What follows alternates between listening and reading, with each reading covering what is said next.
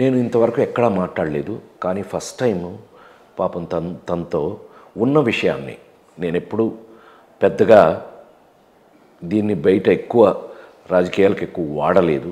కానీ ఈ రోజున మనసు విప్పి అందులో ఉన్న కష్టాన్ని నేను మీకు చెప్పదలుచుకున్నా. నేను పెద్ద ఆయన మీద ఎందుకు అలగాల్సి వచ్చింది, ఆయన మీద అలిగాను. నేను అలిగి చివరికి చచ్చిపోయినప్పుడు ఎక్కువ ఏడ్చింది నేనే. మీరు చూసే ఉంటారు, బాడీ మీద ఎక్కువ పిల్లల కంటే ఎక్కువ ఏడ్చింది నేనే.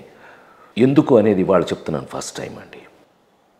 ఎన్టీ రామారావు గారు నా దృష్టిలో, నా మనసులో ఒక దేవుడు. మీకు ఆల్రెడీ చెప్పాను ఇందాక. ఆయన్ని మనం దేవుడిలాగా చూసేటప్పుడు కొన్ని మనకి నచ్చకపోవచ్చు, కొన్ని మనకు నచ్చవు. ఆయనకి ఒక స్టేజ్లో నుండి మీ అందరికి తెలుసు ఆ విషయం, ఒక దరిద్రం పట్టింది. నేను ఆ పేరు అది చెప్పదలుచుకోవాలి. ఆయన మరి ఎందుకని, ఆయన క్యారెక్టర్ అది కాదు, నాకు తెలుసు ఆయన క్యారెక్టర్ అది కాదు. కానీ ఆయన చివరికి పెళ్లి దాకా వెళ్ళారు. ఆయన చేసుకోవటం ఏదో జరిగింది. మేమందరం పిల్లలు అందరం షాక్ అయ్యాం, డెఫినెట్గా షాక్ అయ్యాం. షాక్ కాకుండా ఎవరు ఉంటారండి ఆ స్థితిలో? అవసరం లేదు అని సారీ డైరెక్ట్గా చెప్పేస్తున్నాను. ఆ దరిద్రం ఒక స్వార్థంతో, ఆవిడ ఒక ప్లాన్తో వచ్చి ఆయన్ని కవర్ చేసింది అనేది పచ్చి నిజం, మాకు తెలుసు నిజం. నేను అందులో శ్రీనాథ్ కవి శర్మ అప్పటికి లోపల ఉన్నాం, మేము ఆయన దగ్గర ఉన్నాం లోపలికి. కానీ ఆయన మమ్మల్ని అవాయిడ్ చేస్తూ కొంచెం ఆయన అంటే avoid in the sense importance వేరే ఎక్కడో ఇస్తున్నారు అనేది మనకి ఎక్కడో మనసులకి పడిన విషయం. అది దరిద్రం, డెఫినెట్గా దరిద్రం. ఆయనకు అవసరం లేదండి, అవసరం లేదు ఆయనకి. దాన్ని కాంట్రాస్ట్ చేశాను నేను. మా ఇద్దరి మధ్యలో ఏం జరిగింది అనేది, మా ఇద్దరు కన్వర్సేషన్ ఏం మాట్లాడుకున్నాం మేము అనేది మీకు చెప్పకూడదు. నేను కాంట్రాస్ట్ చేసేటప్పటికి అది మా అభిప్రాయం అని ఆయన అభిప్రాయాన్ని ఆయన చెప్పారు. నాకు కొంచెం బయటకు వచ్చిన తర్వాత కొంచెం అది ఎంతవరకు వెళ్ళింది అనేది మీ అందరికీ తెలుసు. దాని ఎఫెక్ట్ ఎంతవరకు, ఆ దరిద్రం వల్ల ఆయన జీవితంలో ఆఖరికి మాకు దూరం అయిపోయారు, చనిపోయారు. ఇంకా అక్కడితోటి చివరికి మీరు పాత పేపర్లు కానీ లేదా అప్పట్లో ఉన్న న్యూస్ కానీ మీరు తీసుకొని చదవండి, ఆ న్యూస్ చూడండి మీరు. ఆవిడ ఓవర్ యాక్షన్ ఎంత వెళ్ళిపోయింది అని అంటే కనుక, ఏమండి ఆ రోజున సమస్యల్లో ఉండి అందరూ కలిసి బయటపడింది నారా చంద్రబాబు నాయుడు గారి నాయకత్వంలో. వీళ్ళందరూ బయటకు వచ్చి మొత్తం మీద ఈయనేదో అడ్డం పెట్టుకుని మొత్తం మీద తెలుగుదేశం అనే పార్టీ, నాకు రాజకీయం తక్కువ అని చెప్పాను కదా, బయటపడ్డారు, సేవ్ అయ్యారు. ఏదో రకంగా సేవ్ అయితే అది అంటే ఆవిడ మర్యాద లేకుండా నేను మాట్లాడుతున్నాను కాదు, నాకు అంతే ఆవిడ మీద మర్యాద లేదు, నాకు ఉండాల్సిన అవసరం లేదు. నాకు ఆవిడ ప్లాన్ చేసుకుని వచ్చి పెద్ద ఆయన జీవితంలో దూరి మా పెద్ద ఆయన మాకు లేకుండా చేసింది అనేది నా అభిప్రాయం.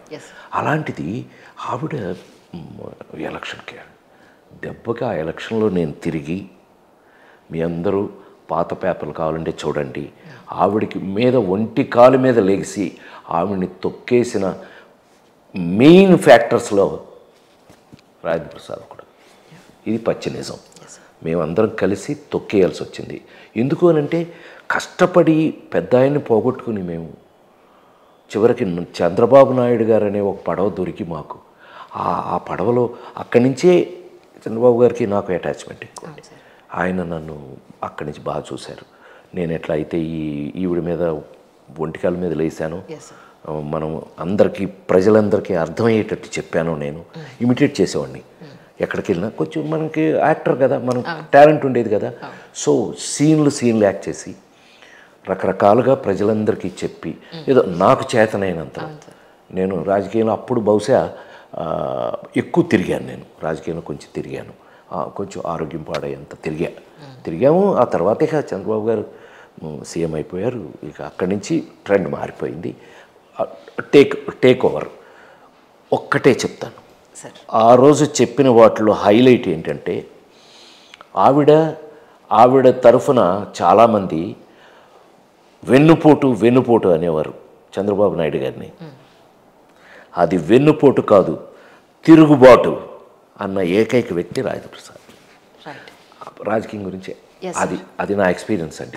తద్వారా పెద్ద ఆయనతో ఏంటంటేనండి చెప్పాను కదా కాంట్రవర్సీ మా ఇద్దరికి డిస్కషన్ అయ్యి నేను అట్లా కాదు అండి ఇప్పుడు మీరు మీరు తప్పు చేయడానికి అవకాశం లేదు అని అని ఫైట్ చేశాను నేను. ఎందుకు అని అన్నా, మిమ్మల్ని చూసి ఇన్స్పైర్ అయిన వాళ్ళు ఎంతమంది ఉన్నారు, మీరు మాకు దేవుడు, మీరు చేయకూడదు అలా అని ఫైటింగ్ ఆయనతో చేయటం వల్ల అలిగి చివరికి ఆయన చూడటానికి నేను కొంతకాలం చూడటానికి వెళ్ళలేదు అని ఆయన బయట రాజశేఖర్ జీవిత వాళ్ళ దగ్గర కూడా ఆయన బాధపడిన మాట వస్తా వాళ్ళు బయట చెప్పారు నాకు, ప్రసాద్ నేను పెద్ద ఆయన అడిగారు ఏంటి మా ప్రసాద్ రావట్లేదు ఏంటి ఏమైంది వారు ఎక్కడ ఉన్నారు ఏంటి అని అడిగారట అని అంటే నేను కళ్ళమ్మ నీళ్ళు పెట్టుకుని నేను ఆయన్ని చూడలేకపోతున్నాను పలానా ఆ దరిద్రం అక్కడ ఉండగా నేను వెళ్ళను ఆయన దగ్గరికి అని అట్లా ఏదో నా యాంగిల్లో నేను మాట్లాడడం జరిగింది. ఆ విధంగా పెద్ద ఆయనకి దూరం అయ్యాను నేను. కానీ మురళీమోహన్ గారు, రామారావు గారు, చిరంజీవి గారు, తర్వాత నాగబాబు గారు ఇలా చాలామంది ఫిల్మ్ ఇండస్ట్రీ నుంచి రాజకీయాల వైపు వచ్చిన వాళ్ళు ఉన్నారు. కానీ మీకు అవకాశం వచ్చి ఉంటుంది కదా సార్ డెఫినెట్గా. నాకు అవకాశం ఏంటి, నన్ను ఫస్ట్ అడిగింది పెద్ద ఆయనే. అదే మీరు ఎక్కడి నుంచి ఉంటారు, ఎమ్మెల్యేనా ఎంపీనా? ఎందుకు చంద్రబాబు నాయుడు గారు నన్ను 2 సార్లు అడిగారు, ఏం ప్రసాద్ నువ్వు ఎంపీ నుంచి ఉంటావా ఎమ్మెల్యే నుంచి ఉంటావా? నాకెందుకో రాజకీయాలు ఎందుకనో నాకు అంటే ఫ్రాంక్లీ స్పీకింగ్ ఏంటంటే రాజేంద్ర ప్రసాద్ అనే పేరు మీరందరూ ఇచ్చారు నాకు. సో ఆల్రెడీ రాజేంద్ర ప్రసాద్ పేరుంది. ఇప్పుడు కొత్తగా నేను ఎమ్మెల్యే ఎంపీగా అక్కడికి వెళ్ళి చేసేది ఏమో, అందుకని ఏమో ఒకవేళ రేపు ఏదైనా బాధ్యత ఒకవేళ చేయవలసిన నేను చేయగలను అనుకున్నది నేను దానికి న్యాయం చేయగలనప్పుడు మా అసోసియేషన్కి ప్రెసిడెంట్ అయ్యాను నేను. మన స్పెషల్ నా period special, something special. So అట్లా మనం కమిట్ అయ్యి చేస్తే అలాగే చేస్తాం. ఎందుకంటే మా నాన్నగారు రామారావు ఇద్దరు నన్ను తయారు చేసిన వాళ్ళు. పెనం మించి పొయ్యిలో దూకాను నేను. పెనం మా నాన్నగారు, పొయ్యి ఏమో రామారావు. పెనం మించి పొయ్యిలో దూకి రెడీ అయిన వాళ్ళం మనం.